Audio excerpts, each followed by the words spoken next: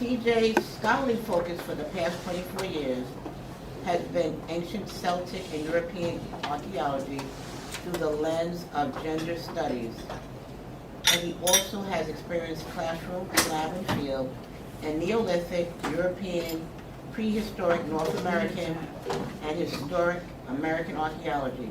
His cultural resource management work with firms like the Louis Berger Group has taken him on excavations all over the East Coast, and all these enhance his ability to be an effective and memorable educator. Though TJ has also been writing fiction for years, his first published novel, Controlling Interest, debuted on Amazon and Kindle in October of 2019. And TJ wants you to feel free to reach out to him and contact him even after this event. I think you guys are in for a treat. He has written 3 books, and he has them on the table for you guys to come talk to him about them. And without further ado, I'm going to have TJ come up. And if you haven't already filled out your questions as he's talking, fill them out, raise your hand, I'll pop around and collect them so that when he's done, he can begin answering them so that nobody's question gets overlooked. Okay? Thank you, guys. Thank you. Thank you all for having me here today. I have to say I'm honored to be presenting at this institution. I love what AAUW does. I couldn't have picked a better group to speak to today. And I obviously am going to end on my presentation by talking about the influence of the women in my life and how they've contributed to my writing today. So just again, thank you to Julia, to Sonora, to Tony, to every one of you that's part of this wonderful organization. And one of the things that delighted me most about being up here today was to hear where the money was going to youth, female youth in the Danbury community. Some of the students I serve in this community I know can definitely use what we're bringing to the table here. So thank you again just for having me here. And I can thank you again, Sonora, for that wonderful introduction. I feel like if there's a theme to what I want to talk about today, it's my experiences, and I've had lots of them, and weaving that into writing is both an easy thing and a difficult thing at the same time, because you're writing fiction. I haven't lived all the lives of all the characters I've written, but I do like to add the reality of my experiences to these plots and narratives that I'm creating. So I really want to talk today about how these experiences have shaped my craft, and I have a little bit of slide presentation to show you a little bit about that. Don't worry, I am a high school teacher, but I'm not requiring anybody to take notes on this, so don't worry.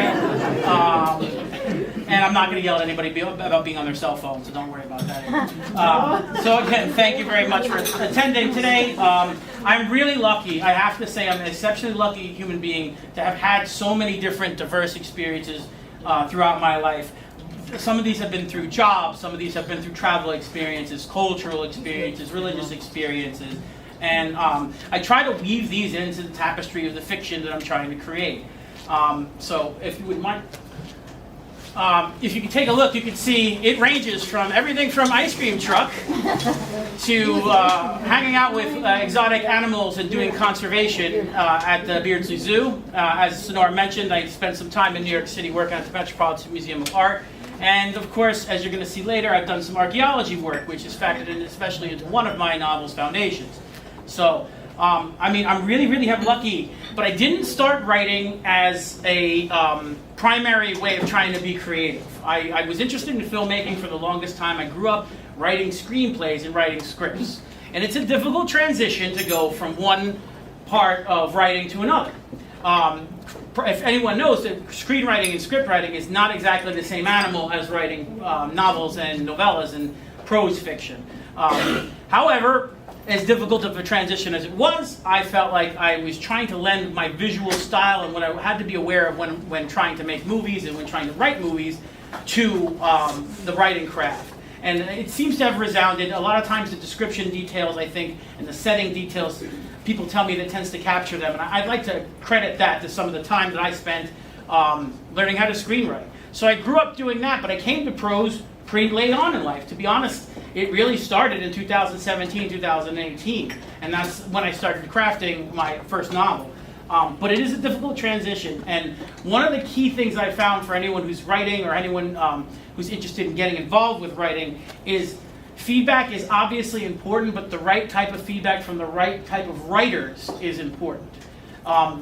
So much of writing is about finding the niche and finding the genre. And I will tell you that we're getting into a world where genres are blending and fusing very much so. So it's not always easy to find a home. It's not always easy to find a demographic or a home or a specific audience to write to. Nevertheless, because I've had so many of these really amazing experiences, I feel like I can try to connect with the reader in different ways and through different. And no, that doesn't mean I'm selling them ice cream all the time or throwing exotic animal pictures at them. However, I'd like to say that it does bring a lot to what I'm trying to do here. And it's not easy to transition from one craft to another, even if it's a literary craft. But I'd like to believe I came a long way, and a lot of that is because of the feedback I've gotten.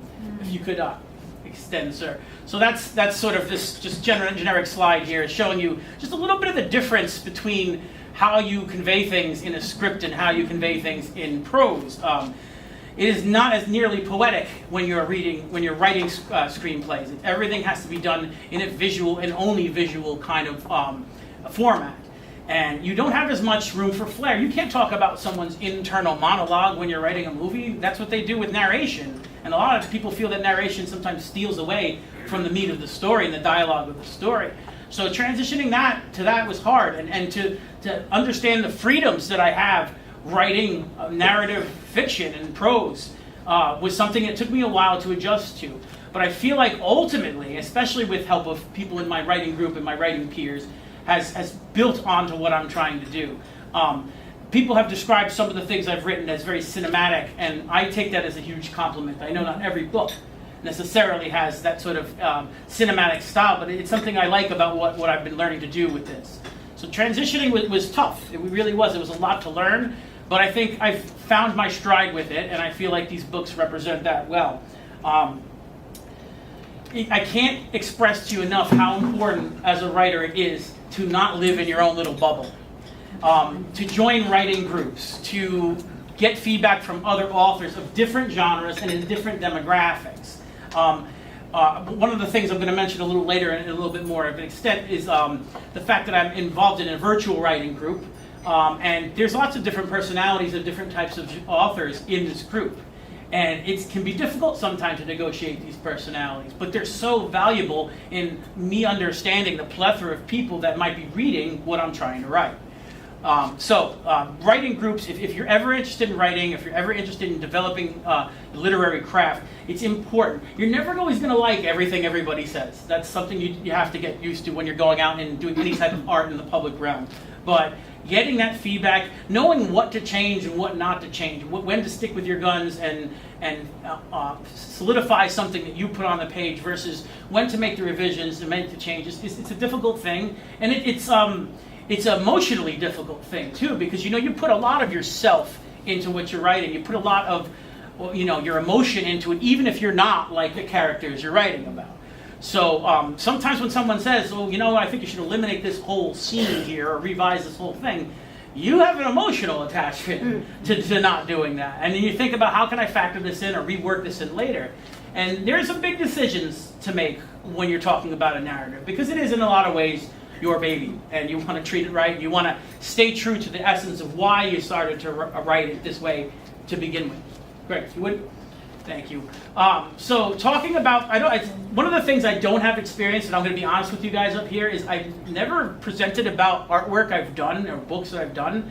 So I'm trying to straddle the line with giving away too much information for those who haven't read. So I'm probably going to keep some of the plot details to the minimum here, just for those of you that are interested in reading. But I do want to talk about what inspired it and what the themes are. And Control Your Interest was my first novel. It's one of those ones that I really had to adapt from that visual script-like format, because I had the whole idea of how to construct the plot and how everything wove together from the get-go. But executing that in prose fashion, in a narrative fashion, is a difficult thing to do. You're taking dialogue tags and you're realizing, well, how much of that should the character be saying versus how much of it should the character be divulging just to the audience internally. It was inspired in a lot of ways by what was going on at the time that I was writing it. And not in any one particular political direction or not, but at the time I started building the story for Controlling Interest, it's a crime thriller. It involves essentially two very, very different people involved in big business and how they handle the world in very different ways. One in a very radical, socially protesting way. But a lot of that was inspired by a lot of the social protests and populist movements I've been seeing around the United States during the time that I was writing it. We were at the tail end of a lot of the Occupy Wall Street movements. There definitely were other social movements that were picking up steam at the time. And I just felt like bringing those further into the realm of public awareness is important. But I want to do it in a creative way, and I wanted to do it in sort of a radical way. And it's better to do it radically through fiction than to do something radical in society, because it's just a narrative and no one really can get hurt from it. A lot of what drove this was I've always been interested and inspired by texts, by comic books, by movies, by all sorts of art and entertainment about this debate or dichotomy between people who look at some public figures, even extreme ones, as villains and vigilantes. So the main character in this book, I don't know if I want to tell you if he's a villain or a vigilante. I think, to be honest, that is for the reader to decide. And it was really tough because at times I identified with that character, and at times I was like, I would never do the things this man did. So definitely a fine line, but playing around with that line, and it's not something that hasn't been done before in fiction, whether it's movies, TV, or prose, but it is something I did want to sort of run with there. And I feel like it came across to the people who were reading it that this is something, that the complexity of anyone's moral character is way more developed and way more intricate than we think it is. And I want to say that prose is a great way to get that across. Because prose, you have all this time to do character development. You have all these choices you have to make. It's not something you're going to see reduced because of visual entertainment. You see that a lot on TV. I love television. I have a lot of great TV shows and movies I like. But you see that a lot. You see things being drawn out as long, paced action scenes. And a lot of the depth is not present. And I think in the novel format, you have the ability to do that.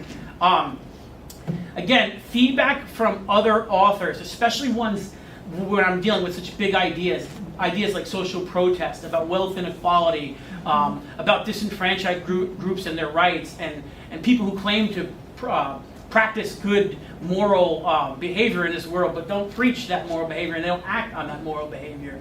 Especially with those big ideas, it's essential that you talk with different people and that you bounce these ideas off of people.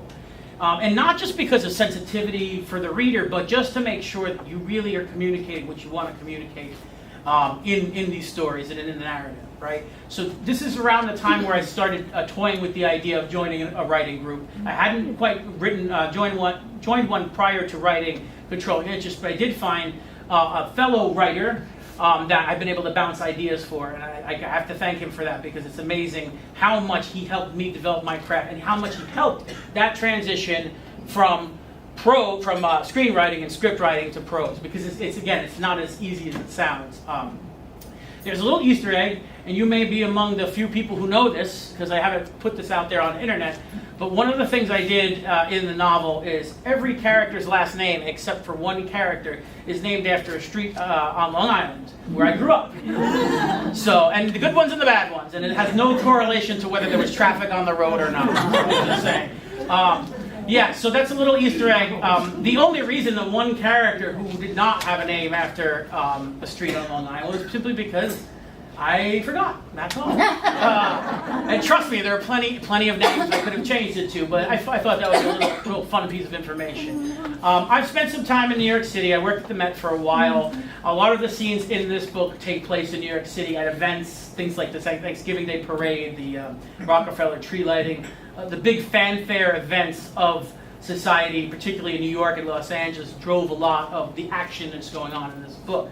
But definitely, I definitely feel like my time there, my time anywhere I go, whether it's for studying or doing research for a book, or just because I've had that experience in my life and I've traveled there for fun, I feel like it helps so much to get the setting details. People will say, many people have told me, write what you know, and that's so right. You need to write what you know. You need to put elements of yourself, even if not your entire self, into what you're writing. And going to these places, the sensory details, what's able to be captured from that, I feel like has helped so much of what I do. When I get to talking about foundations, I'll talk about the setting there, because it's not some place I've ever been to. But I feel like even the idea of how to translate your sensory experiences to the page is just very, very important. Speaking of which, my second novel, Foundations, I had already joined the group then, and I had bounced this whole thing off of the group. We meet virtually. I think it's like Facebook chat. We do it very regularly, twice a month, once we submit, once a week we submit, and once a week we have conferences where we both review and critique, as well as just cross-promote and bolster each other's work. And this was something I wrote in script format that I had to translate straight up the whole novel into a book. It was a monster task. It was a lot of work. It was even harder to do that when you already have something in script format, because there's so much you need to add and so much you need to get rid of formatting-wise when you translate this material. I did do archaeology for quite a while. I'll show you some pictures of that in a minute. One of the things that got me is that in fiction, again, no matter what medium it's in, I feel like anthropology and archaeology is not always communicated as it really is in real life. I love Indiana Jones. I'm not going to lie, that's what got me involved in wanting to do archaeology, like many, many other people. However, there's, and many of the other types of archaeological mysteries out there, and archaeological books, Clive Cussler books, just movies you see out there on TV, but I just felt like something was missing from my experiences there. I have done excavations, and a lot of it had to do with the archaeology and anthropology culture. You know, adventure, people associate archaeology with adventure, and it is. There's a lot of adventure in it. It's just not the same type of adventure you're used to seeing.